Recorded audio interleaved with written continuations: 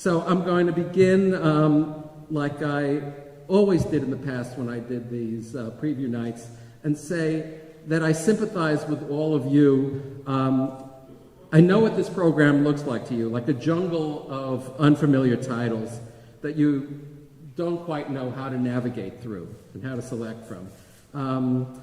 So what I'm here tonight to tell you is that it's not a jungle, but a garden with paths. And tonight I'm going to show you the paths to help you navigate. So here goes. First, an overview. We have the perennial paths, and they are the ones that reflect both what independent filmmakers are especially interested in, as well as what Ashland film audiences I've found particularly love to see.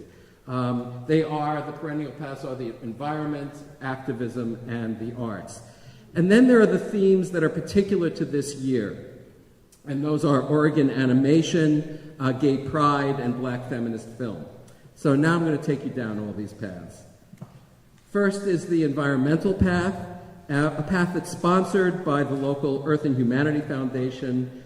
It's a theme I love to program because it tends to attract the most cinematically beautiful films.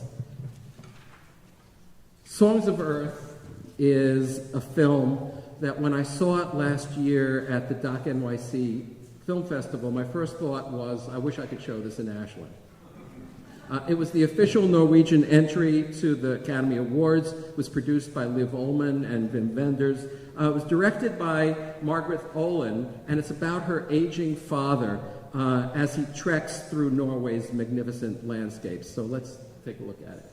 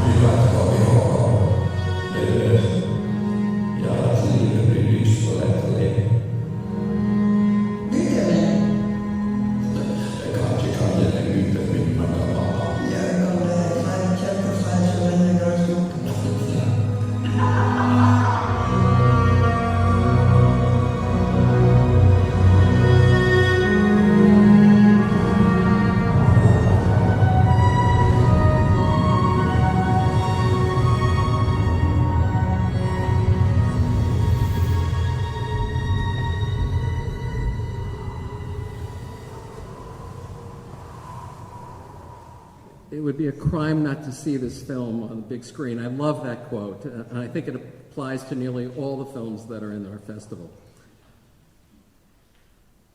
Demon Mineral is also beautifully shot, this time in black and white.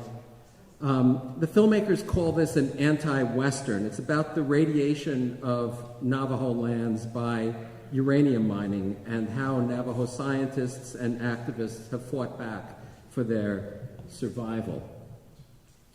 Finally, Every Little Thing is another environmental film that will stun you with its cinematography, particularly the slow motion photography of hummingbirds in flight. It's a portrait of this amazing woman, Terry Mazer, who treats injured hummingbirds. It's also a portrait of the hummingbirds themselves, and you'll actually get to know the birds Cactus, Jimmy, Wasabi, Alexa, and Mikhail as they are nursed back to recovery. Okay, now let's take the activism path, which are films about social and political activism. I was told by members of the board, and let me just say, because I meant to say, I want to also thank, and especially thank, the board for sticking with this festival and bringing it back to life. The chairs, Colin Bishop and Carol Davis, and the rest of the board. Could you all stand up, please?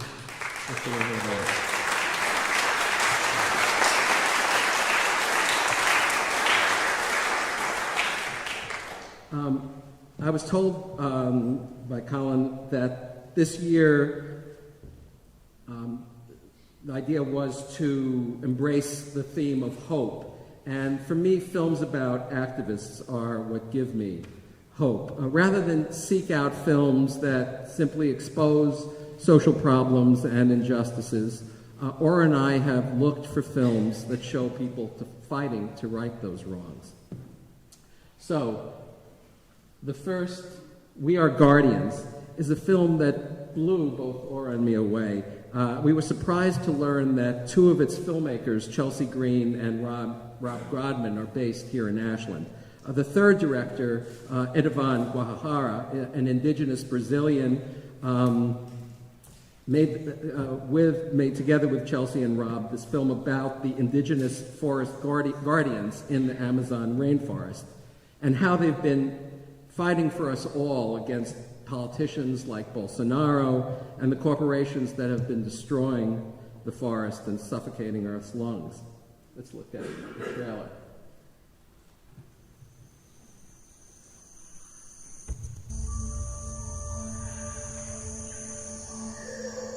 Guardiões são protetores, somos verdadeiros protetores de água, floresta, montanha.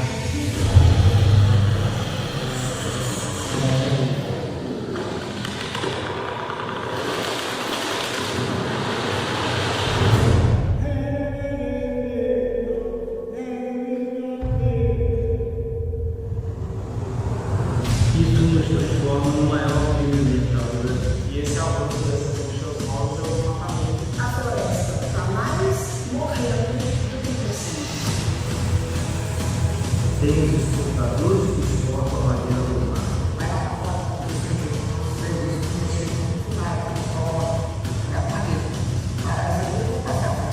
Claro, com a política. É um recurso financeiro que está altamente interligado no mercado internacional. Na ESA foi criado esse grupo que pela vida. Protegemos a floresta por 1 milhão de anos. Vocês nunca tiveram direito a caçar e a pescar. Entendeu? A plantar nada. Se nós não restaurarmos essas áreas mais desfocadas, a Amazônia pode passar um pouco de ano.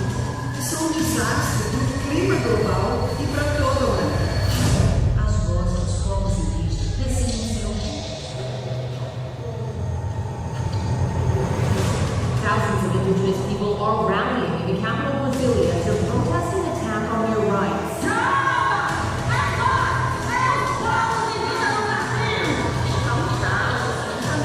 Pelo menos 600 de nós já foram assassinados desde 2014.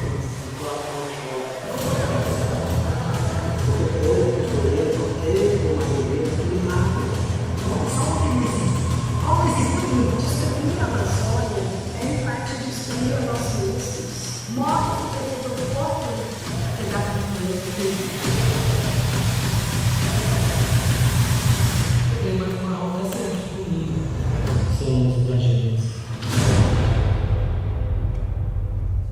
Essa luta é minha, essa luta é sua, essa luta é de nós. Okay, Borderland, I don't know if anybody picked up the New York Times today. It got a fabulous review this morning. It's the latest film by Paco Dionis and Pam Yates, who've been making films for over 40 years about Guatemalan activists.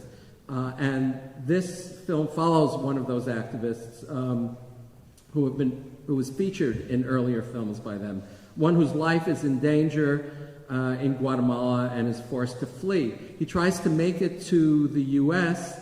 And is being helped by allies here who have to overcome the viciousness of Immigration and Custom Enforcement, or ICE. Yates and Dionis have made a powerful expose of what they call the border industrial complex. I'm pleased to say that Pam and Paco will be here in Ashland to present the film. It's their return to the festival since receiving our Indie Institution Award in 2017 for their company Skylight Films. Union's a film about the union activists who have taken on the evil empire, Amazon. This film has the best cinema verite filmmaking I've seen in years, by filmmakers who clearly spent years getting close to their subjects, and it's an eye-opener. The film's going to open theatrically in larger cities in mid-October, but you can catch it at the festival.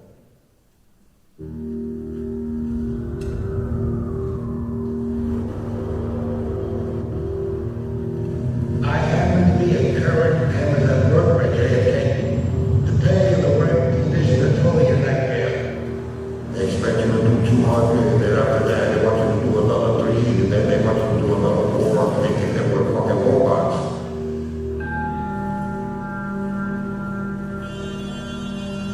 Starting today, 80,000 Amazon warehouse workers are on standby to begin voting on whether they become a former union. We sign up, man, get a free plate, continue to our movement, we can all help. So we need to put the game down and find out how to be easy. But we gotta continue to fight because this company has not been held accountable. Is Chris Smalls, he was fired when he went outside and protested. You make Amazon $638 million a day. The time we get paid off this shit. Cancel all your plans unless it's family related. They ain't family related, we have to send it, right? We got it. There's nothing that can stop us in a minute. The only thing that's gonna stop us is if we stop ourselves. Right now, Amazon's on their high horse, and we want to punch them in their face. We should just go in, occupy that training room, and don't even let them hold up meetings.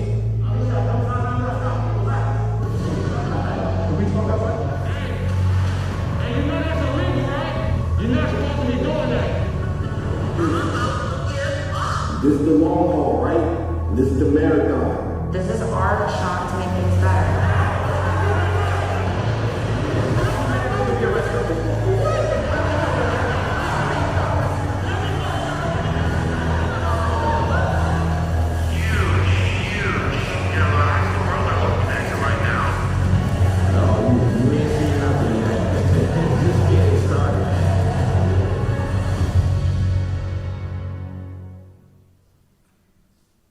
Okay, our activist path now leads us to the closing night attraction of our festival, Zurawski versus Texas. This is a film about Amanda Zurawski and the 4 other women who were denied medical care for their complicated and endangered pregnancies because of Texas' draconian abortion laws.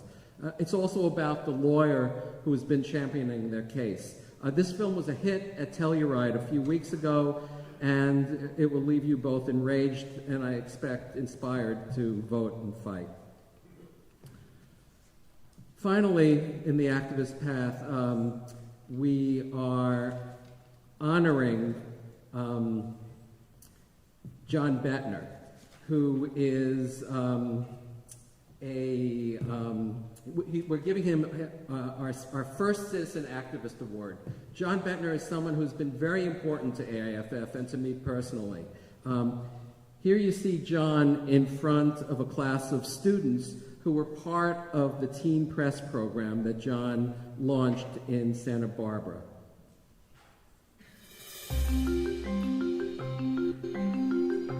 Every day the future comes into my classroom. Parents drop off their kids and trust at all. In fact, they're precious ones with ideas.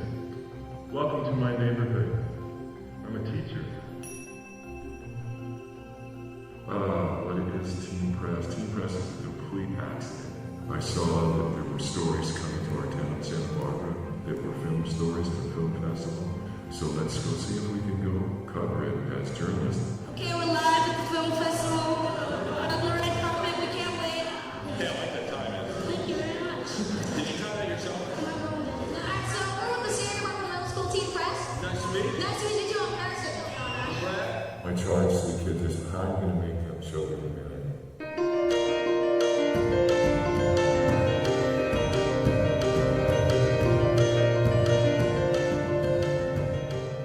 The most important thing is to figure out who you are and to honor that.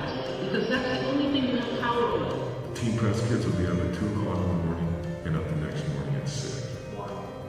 Because they're inspired to do something that they think, I'm the only one that can do that. I like people who have interesting stories. I'm Nico. I'm Ben. And we're from the Santa Barbara Middle School Teen Press, and we're here with Congressman John Lewis of Georgia. Once these kids know that they can try something and do something and succeed at something, they think that they can do anything, and they usually can. So, what advice would you give to yourself in the past? Oh, I love that question.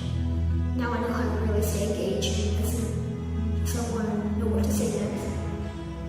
It's become a snowball because the more you realize that everyone has a story, the more you realize that everyone has a story, the more you realize that everyone has a story.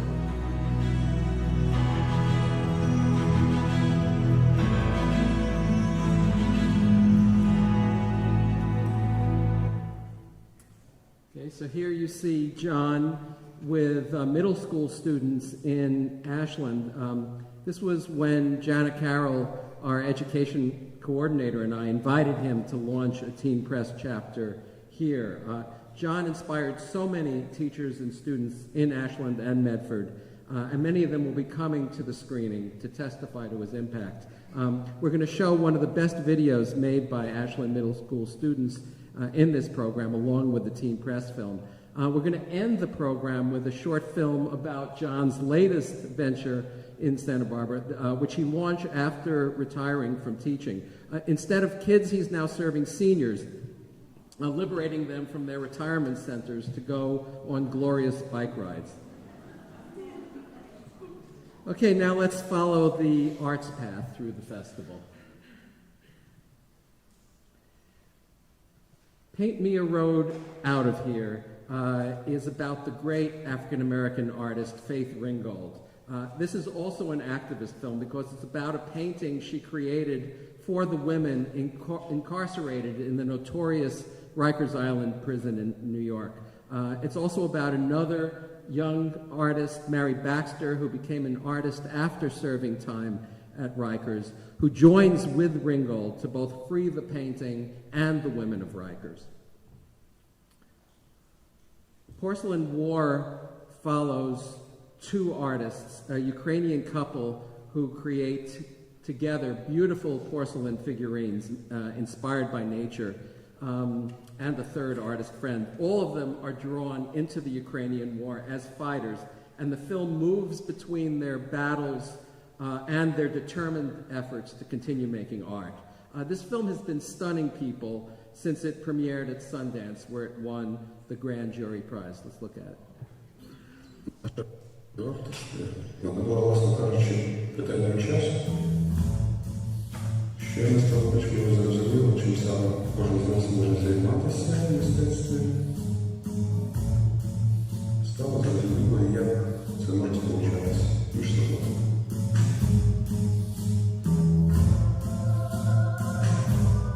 В моих фигурках много природ.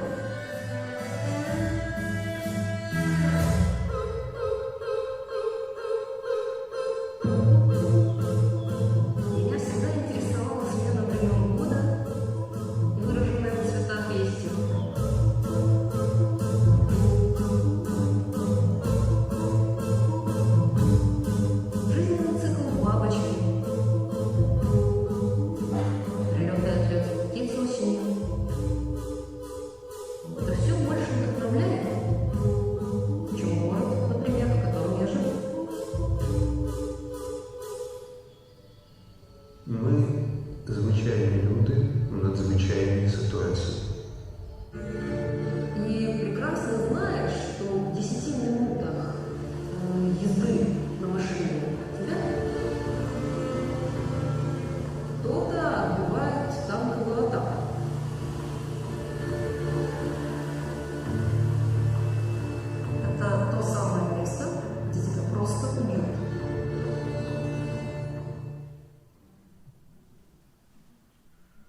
Okay, Skin of Glass is a film about an architectural masterpiece in Sao Paulo, a magnificent glass skyscraper that's been taken over by homeless activists. The filmmaker is the architect's daughter, and her interest in preserving her father's masterwork also draws her into the homeless activist fight.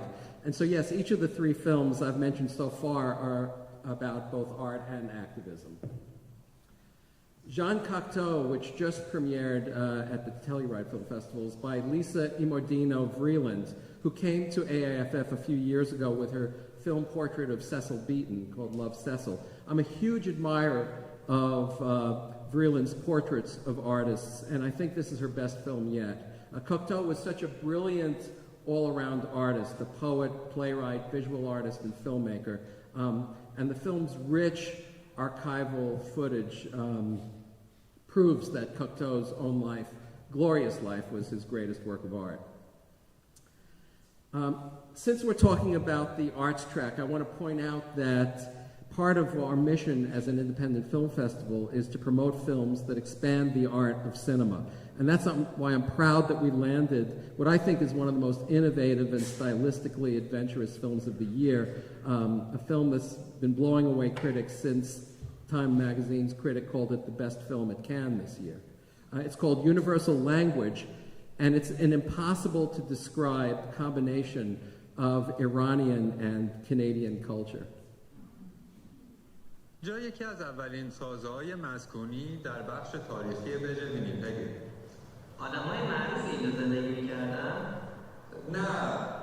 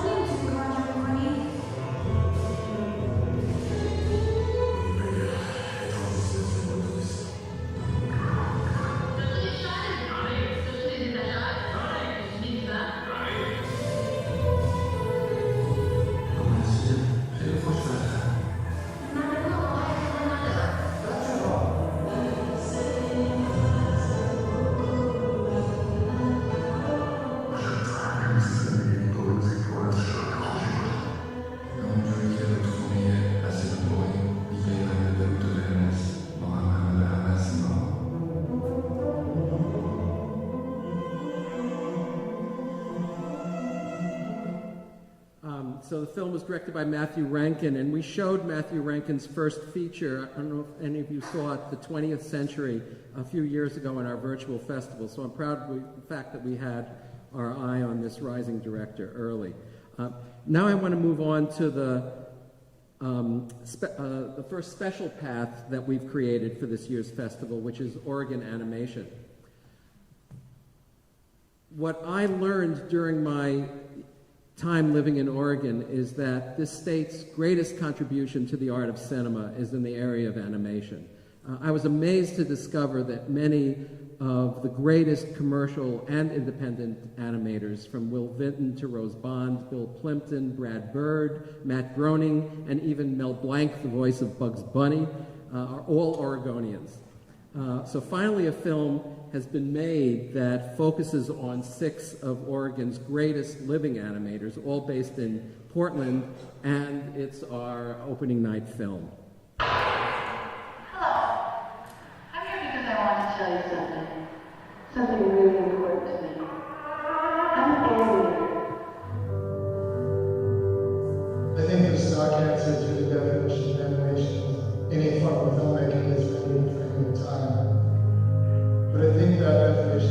getting more and more obsolete because we have live action, we have computer-generated backgrounds and all that.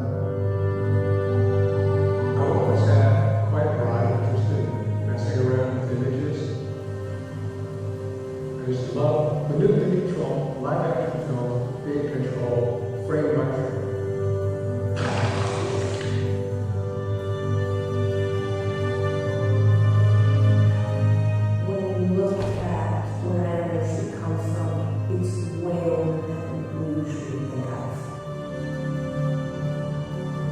Those images that stick on the retina of our eyes and are replaced by other images, bringing the illusion of life.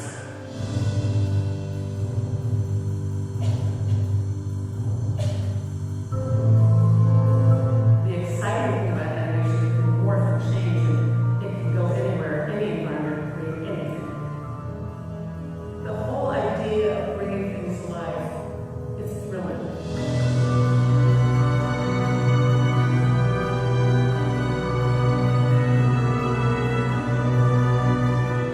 When I'm working long hours, this figure becomes source, and then I need to do this figure, and then that figure which has no talent whatsoever. Then I'll move to my other hand.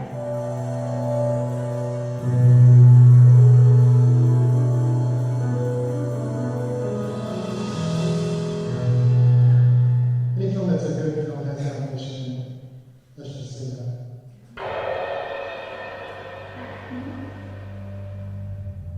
So,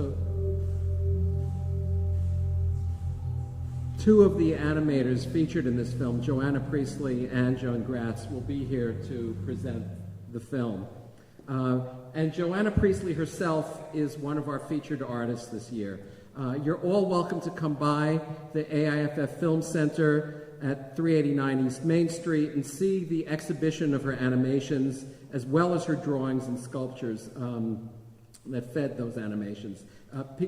Priestley is also going to do 2 talkbacks during the festival. The first will be a gallery talk where she'll tour the exhibition and also project several of her animations. And the second will be a discussion with Oregon animators Joan Gratz and Deanna Morse on the subject of animating in Oregon, during which they'll all be showing work.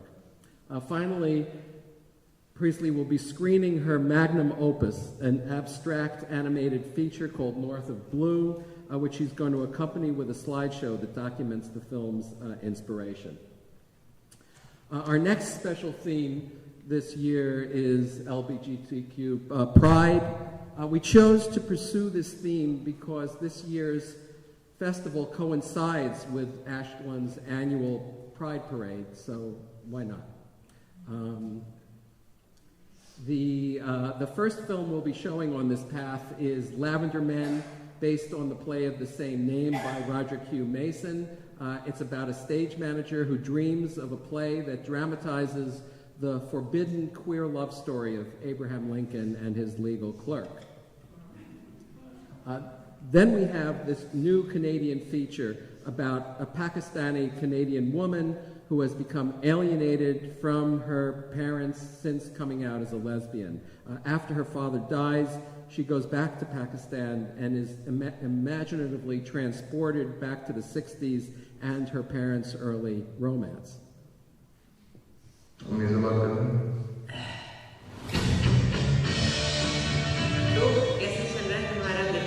It's an elephant moment's neck. Looks like there's going to be a problem seeing that one, so we'll move on. Rob Epstein and Jeffrey Friedman. Our LGBTQ track culminates with this year's Rogue Award going to Rob and Jeffrey. They are the 2 filmmakers who are responsible for pioneering gay independent films, from Word Is Out to The Times of Harvey Milk, The Celluloid Closet, and so many more. Word Is Out came out in 1978 and was the first feature-length documentary on gay and lesbian identity.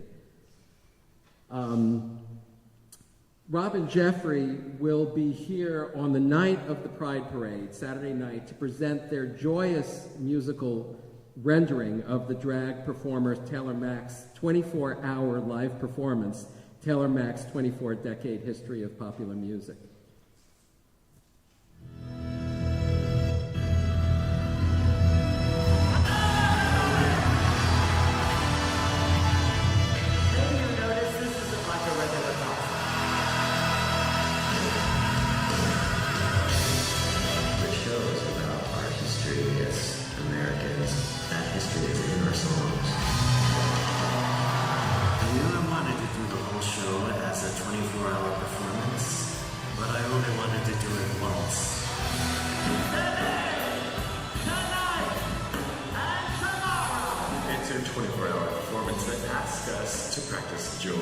exuberance and maximalism. My God, totally inspired. It's like, oh my God, it gets to be 24 historical, like period costumes. Part of the art was that the audience would be with us for 24 hours as well.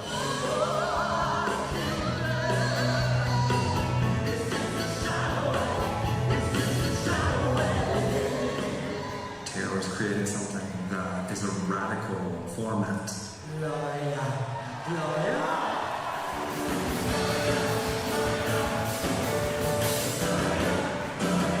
The audience, they start to support us more. We lose energy on stage, but they give more energy.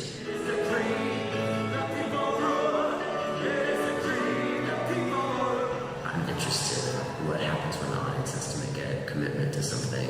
It stops being just a party game. It becomes something deeper. The reason we have problems is lack of communication. When all the artists leave. An artist's job is to dream the culture forward. And you're alone. To look at the things that aren't working in society and imagine how it could be better. You can light up. Ultimately, for me, it's all about experiencing the full range of who you are and taking the time to actually do that. You can light up, forget it, and play. So, lately, Rob and Jeffrey have been specializing in music films, including Linda Ronstadt, The Sound of My Voice. They're going to premiere their brand new feature called Musica.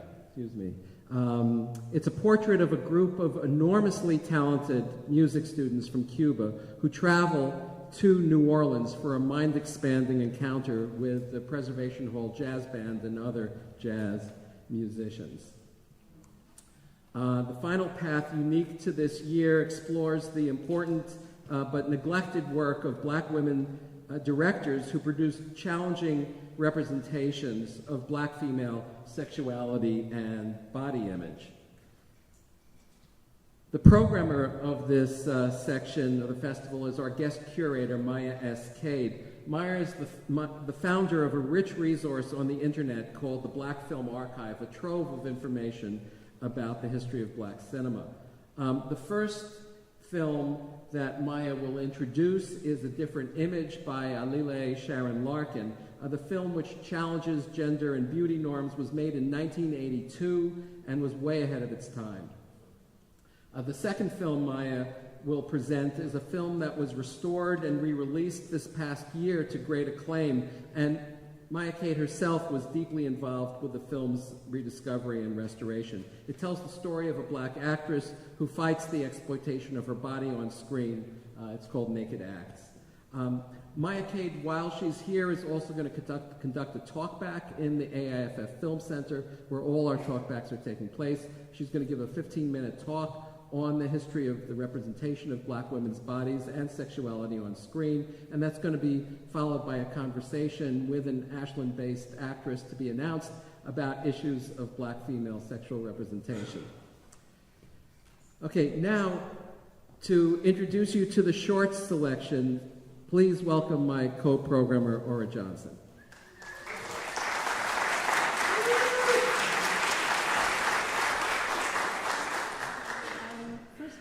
What I wanted to say is that programming shorts is harder than you might think. It's kind of like if you're trying to make a playlist for a wedding and somebody hands you some hip-hop and a country song and an aria and a cello suite, and you gotta, and you need to figure out how to make it flow. Sometimes themes rise to the surface and it makes it easier to find a connective flow, but this year we had the intention of really trying to offer a variety. And so we gave ourselves that challenge of trying to create mixed bags.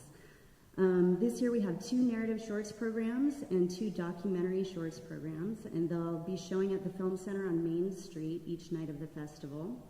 There's only about 40 seats in our little micro cinema, so we are expecting those shows to sell out.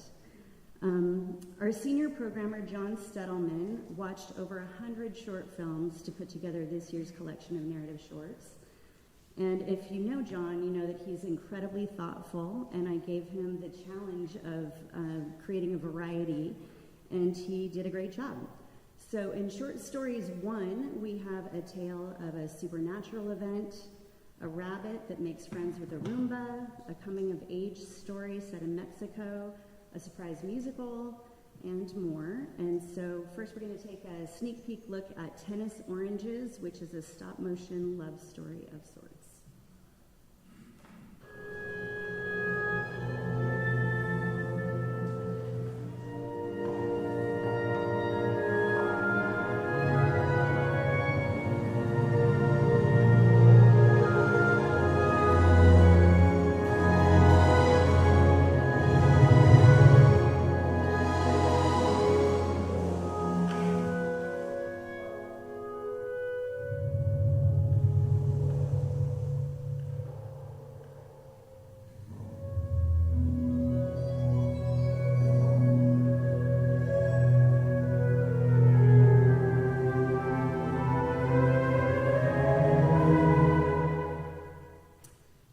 Short Stories 2 program is just as diverse. In that program, we have some satire, a buoyant slice of life, a drama with a touch of sci-fi, and some deeply heartfelt family connections, and another surprise musical. Both programs are chock full of creativity, and you're just going to have to let us know later if you thought that they had any flow. On the short documentary front, we have 2 programs. One is titled Resilience, and the other is titled Portals. And even though we were really trying to buck programming to themes, the Resilience program sort of put itself together because all of the stories in that program do have regional connections. One of them is about a remarkable environmentalist named John Francis, who spends 17 years walking the talk, so to speak, and he has ties to SOU. We also learn about the first black sheriff in Weed, California, a local look at prescribed burns and wildfire, and we meet a remarkable Yurok woman who's passionate about the Klamath Dam removal. And now we're going to show a little teaser for Planet Walker, which opens that program.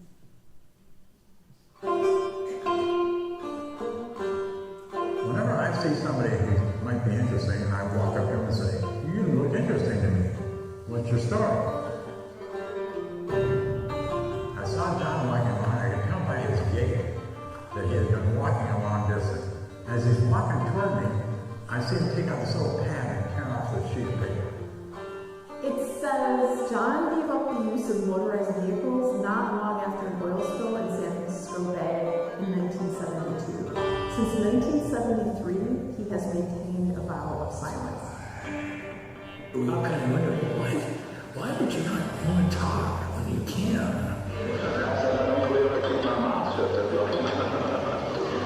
There's nothing that John Francis wants to do more than communicate.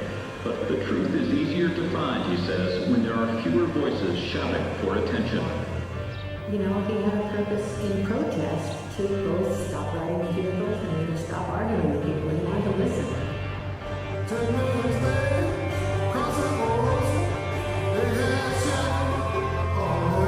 You can't talk about civil rights in the United States, or for that matter anywhere in the world, without talking about people walking. It's not standing still, it's not sitting down, it's something about the motion of people actually moving forward to advance justice. In those days, you could easily lose touch with people. And, I lost touch with John. He walked on. He was taking a risk with his life. There would always be a conversation at our dinner table. I hope he's okay. Let's get a laugh from him today. I have to say there were doubts sometimes when people said, one person can't make a difference. I am just a black man with a banjo. I think we just make that commitment to make the journey.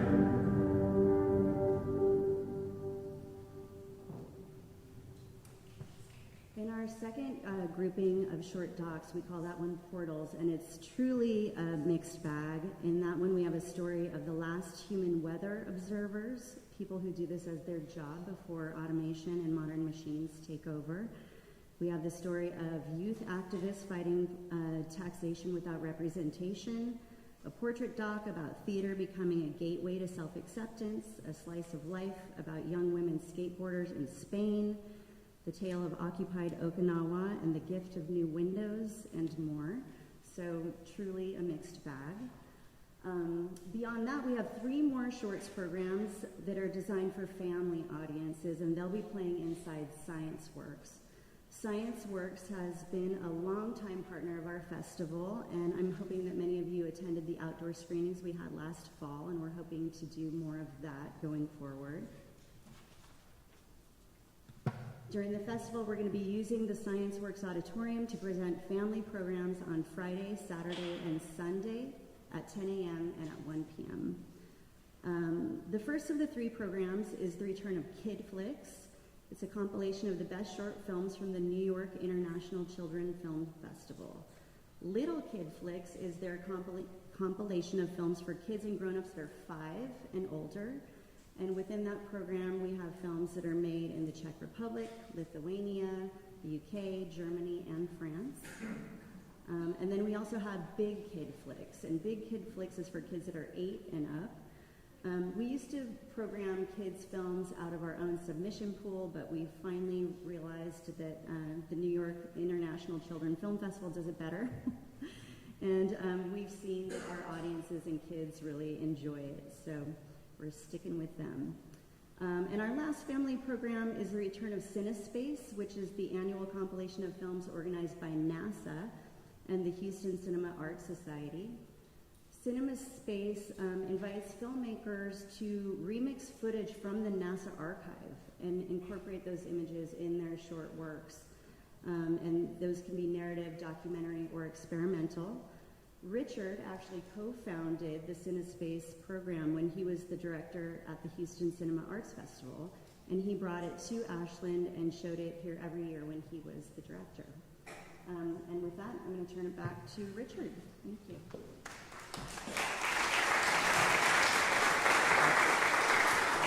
Thanks, Sarah. So we have a very strong lineup of productions by locally based filmmakers this year, in addition to We Are Guardians, which I mentioned earlier. Emma Was Here by Daniel Rester stars some very strong actors from Oregon, including the great Mig Windows, who has probably starred in more AIFF locals-only films than any other human being. Mig, I hear, and most of the cast and crew are coming back to Ashland for the world premiere of this feature film, which follows a group of friends who gather together for a trip to the Oregon coast with their best friend, Emma. Emma has a terminal illness and has chosen to arrange her own date of dying, thanks to the state's Death with Dignity Act. Triptychs is our next local artist program, and it's by Bruce Baird, and this is a live cinema event. Bruce and 2 other musicians, Todd Barton and Sean Julian, are going to perform improvised music live with images that Bruce has compiled from movie clips, animations, and word lists. These images are output from Bruce's machinery onto 3 screens, hence triptychs. It's a roughly 70-minute program that Bruce and Todd and Sean are going to perform twice on Sunday afternoon at Dance Space. As people know who've come to previous festivals that I've programmed, I'm especially fond of live cinema events that mix film and live performance. Events like this can only happen in a theatrical venue and can't be experienced on our electronic devices. This show is also different every time it's performed. I'm a big fan of Bruce Baird's art, and I should mention that Bruce is the artist who designed many of the festival's postcards and materials, including the card we handed out today, and I'm very grateful to him for that. Thank you, Bruce.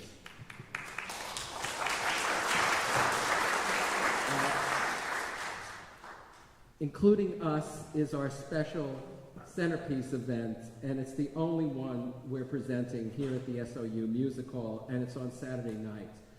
Does everyone remember the innovative production of Hairspray that OSF did in 2019? which included roles for people with disabilities. If you thought somebody should make a film about this, somebody did. This has been the most fun experience of my life.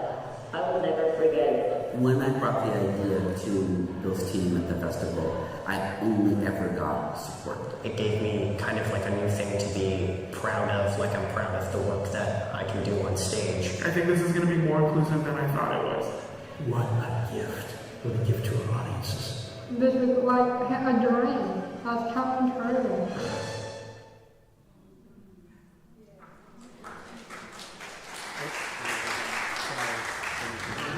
This has been the most fun experience of my life. The film is 35 minutes long. It's going to be followed by an on-stage conversation with the 4 actors, Luke, Zara, Walker, and Oriana, OSF actor Preston Mead, and others. The conversation is going to be moderated by Eddie Lopez, who played Corny Collins in OSF's Hairspray. The film was directed by Brandon Givens, who runs the Digital Media Center here at SOU. Brandon, like Bruce Bayard, is one of the people who have been working behind the scenes supporting the festival's video production and graphic design throughout the festival's history. And he's working behind the scenes here today, coordinating our live stream. So thank you, Brandon, for all your help. So finally, our featured artists, Gary Lundgren and Barrett O'Brien. Gary, along with his wife and producing partner Annie Lundgren, has had several films in the festival program, including most recently Phoenix, Oregon. For many years, he produced the festival's hilarious trailers, which are sorely missed.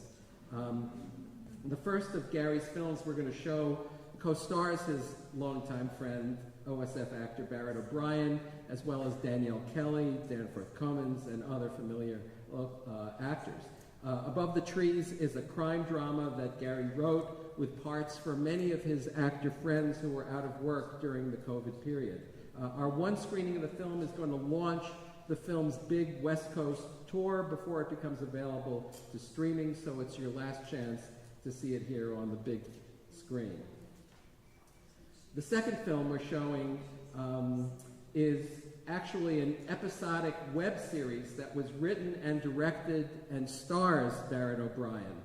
Gary Lundgren's role in this production was as the cinematographer. Barrett's co-star and co-producer on the series should be a very familiar face. He's the renowned indie actor-director Mark Duplass. We're going to show the 6 episodes of this series, and this will be a world premiere of the complete series in 2 parts over 2 days. Today, it would have been very easy to do nothing. However, we took an oath of attack to eliminate 2 of the most overt and destructive elements. To alleviate the density of the problem. I am sorry. You're stuck in an action, hey? Yes! I just got you back! You are not getting what's happening here. I thought we were like, tell me how absurd it was. I'm so thoroughly disgusted with myself. You are a privileged sandwich with white range mustard, and I hate you.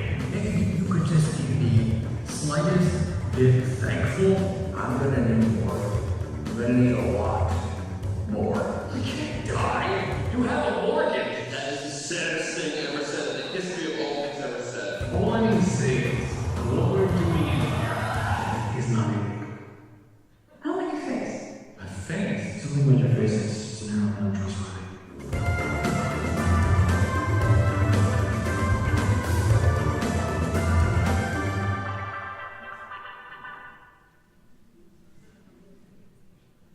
Okay, so that's it, except I want to say a few final words. First is that Mei Li and the staff and I worked with a skeleton crew this year to pull off this festival. It's about 4 times the size of the mini festival that AIFF put on in 2023. It's still a little more than half the size of what the festival was at its peak in 2019. We're not using a venue as big as the Armory, but I know that Mei Li and the board hope to keep growing the festival and possibly return to the Armory in 2025. Since we have relatively few seats in the Varsity Theater and the AIFF Film Center, I strongly suggest that you go to the website. The full program is up there with more trailers than I showed tonight, and purchase. I suggest you purchase either memberships or passes, which will allow you to obtain tickets sometime between now and Monday, when whatever seats are left are going to go on sale to the general public. So I just encourage you to order your tickets early.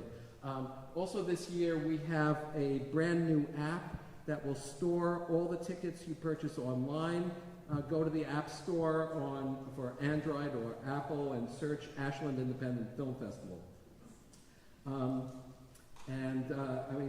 Please, you guys, I hope you've been circling films, read more about them. You are the ambassadors now to go out and spread the word for us. The other recommendation I have is that if you want this festival to keep growing and going, please donate, encourage your friends, encourage the city government and local companies to support the festival, because the festival and the AIFF Film Center can't survive without more financial support. This has been a free program today, but if you've got anything in your wallets you'd like to share with us, we have staff and board members with buckets at each door who will gratefully accept your contributions. Thank you all for coming, and I'll see you at the festival.